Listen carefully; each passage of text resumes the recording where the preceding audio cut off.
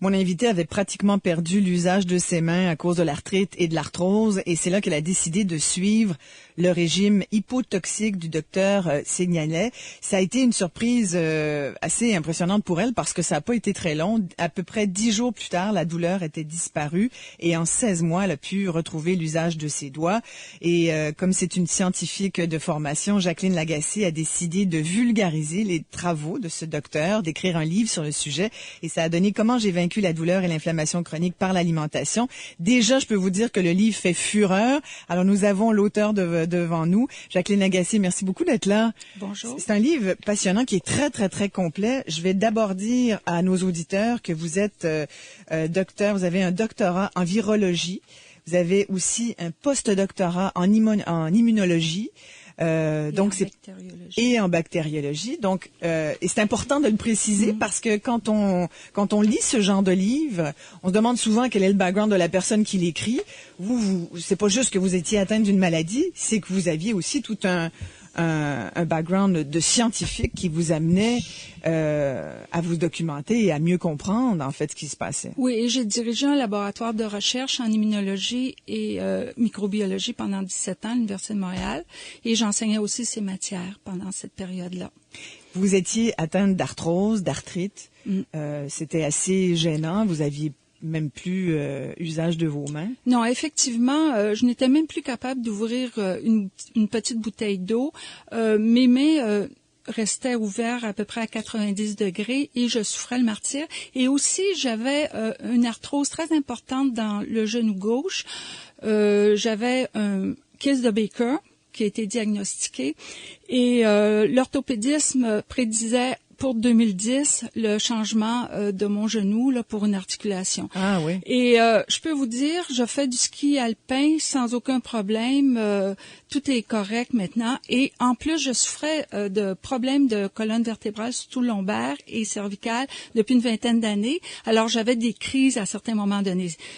Et maintenant... mon problème, là, est résolu à 90%.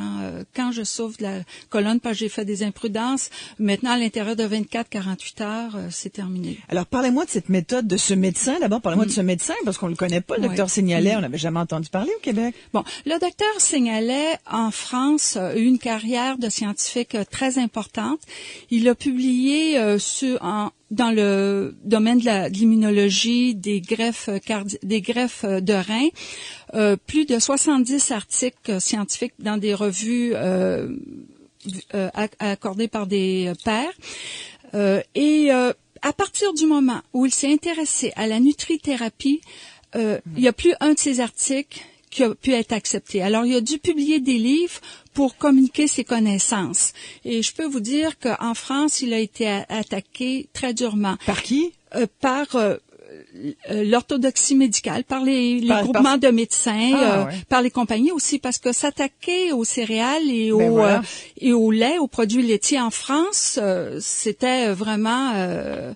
C'était quelque chose d'énorme. Ouais, exactement. Oui. Parce que bon, parlez-moi de sa théorie médicale, celle qui vous a sauvé, vous. Bon, alors la théorie du docteur Seignelay est basée sur deux choses très importantes. Arrêter complètement la consommation de l'animaux et de la plupart des céréales, à l'exception du riz, du sarrasin, des graines de sésame et aussi des céréales qui n'en sont pas vraiment. Là, c'est le millet et l'autre. En tout cas, j'ai un blanc de mémoire, ça me reviendra. Alors, c'est basé sur ces deux groupes d'aliments. Et pourquoi ces deux groupes d'aliments? Le lait et les céréales. Exactement. Industrialisés, en fait. Ouais. Quand on parle des céréales, là, c'est toutes les farines aussi. Hein. Alors, c'est sûr que ça demande une adaptation. Les pains qui nous restent, c'est les pains de riz, surtout le riz brun, Mais vous avez parlé dans votre livre, vous parlez du sarrasin, du sésame, du quinoa. Du quinoa, c'est le mot que je cherchais.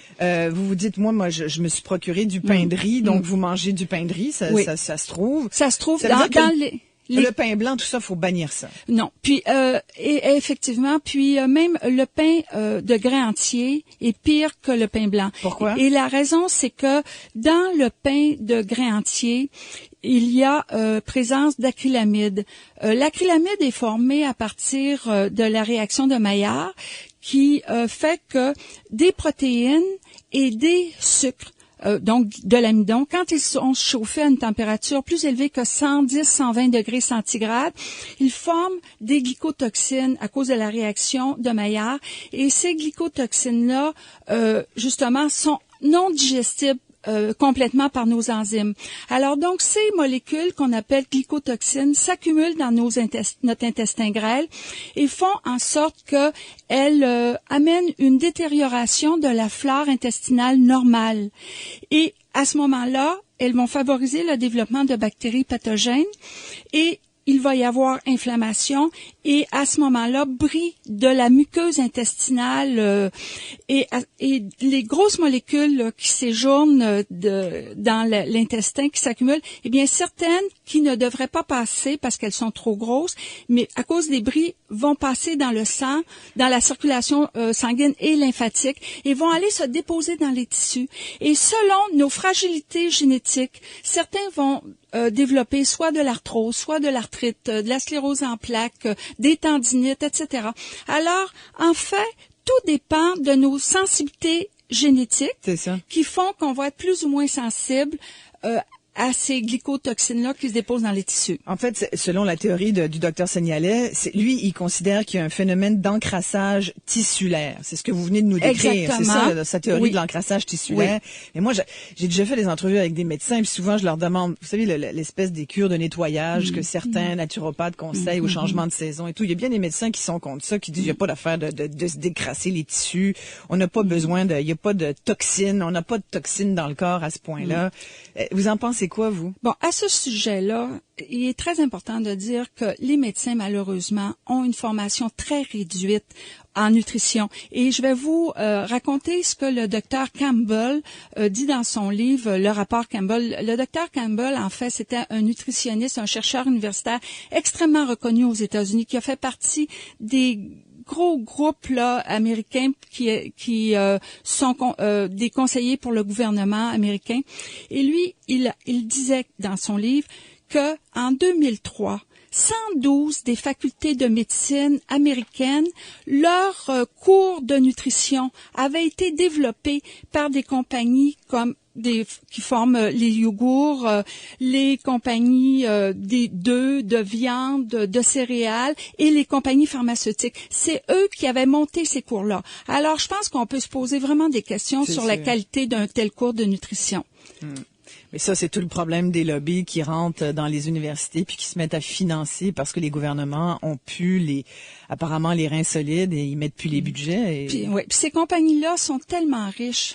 C'est pareil pour la recherche scientifique, c'est beaucoup ça aussi. Exactement, oui. La recherche scientifique, c'est sûr que le gouvernement donne une certaine quantité, mais c'est peu à côté des besoins des chercheurs. Alors, c'est évident que ces compagnies-là sont extrêmement puissantes. Mais regardez au Québec, Madame Lagacé, tout le lobby du lait au Québec, s'il y a bien quelque chose qu'il faut pas attaquer, là, c'est le lait. Faut pas parler contre le lait au Québec. Tous les jours, là, on a à la télévision des annonces, il faut boire un verre, c'est bien, deux verres, c'est mieux. Ouais. Les yogourts, par exemple, c'est indispensable. Les nutritionnistes aussi nous disent qu'il faut absolument manger, boire des produits laitiers, etc. Ce qui est contraire. Et je peux vous dire que selon les travaux de recherche dont je parle dans mon livre, plus un pays où on boit du lait, eh bien, plus on souffre d'ostéoporose. Ça, c'est clair. Au Japon, où ils boivent très peu de produits laitiers, ils en boivent plus qu'avant. Ils boivent du lait de soya, eux.